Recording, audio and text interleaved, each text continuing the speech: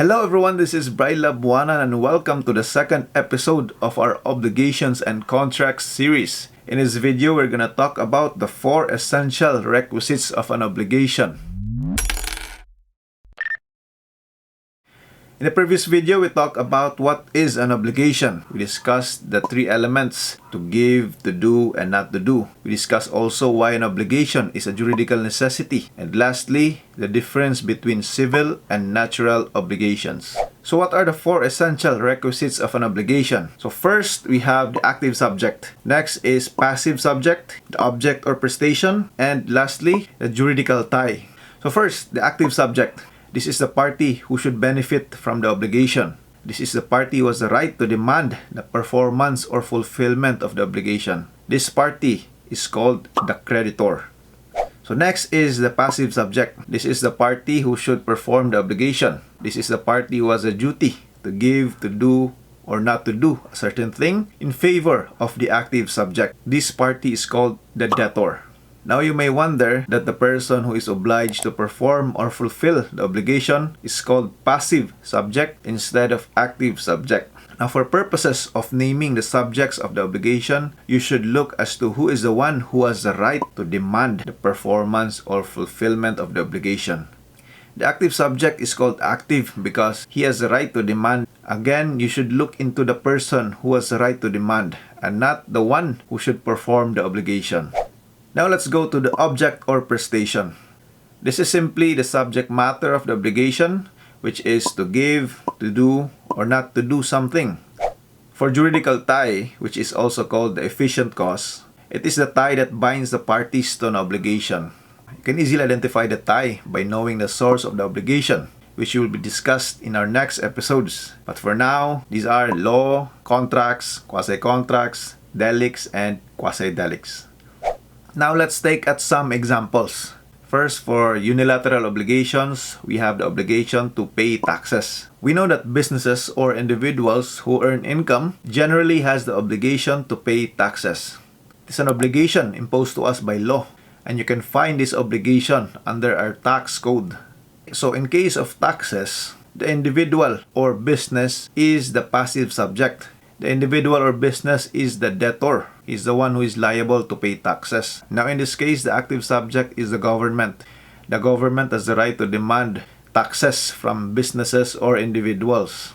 The object or prestation here is to give money, which is to pay taxes. And the juridical tie is law because the source of obligation is our tax code. It's relatively easy to identify the requisites for unilateral obligations because the obligation is only one-sided. Only one party is obliged to pay the other. But it gets confusing when we deal with bilateral obligations. An example of a bilateral obligation is a contract of sale. Let us say you want to buy a car worth 3 million pesos.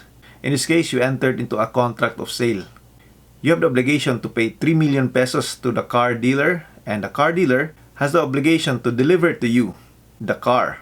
So on the first part, the active subject here is the car dealer because he is the one who should demand money from you. And the passive subject is you because you are the one who should deliver the money to the car dealer. The object here is the money, which is the 3 million pesos because it is a subject matter.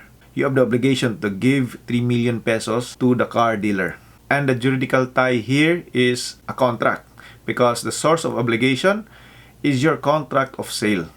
Now on the other side, the car dealer has the obligation to deliver to you the car. So here, the active subject is you because you can demand from the car dealer your car. And the passive subject here is the car dealer. Now the object is the car to be delivered. The car dealer should give to you the car. The juridical tie is the same here, still the contract of sale. So you must note that in bilateral obligations, the passive subject can also be the active subject, and the active subject can also be the passive subject. So that is the nature for bilateral obligations. There is an exchange. The object for each perspective is different because on your perspective, you have the obligation to give money, and the perspective of the car dealer, he has the obligation to give to you the car. But what remains the same is the juridical tie because both of you are bound by the contract of sale. So your source of obligation is your contract.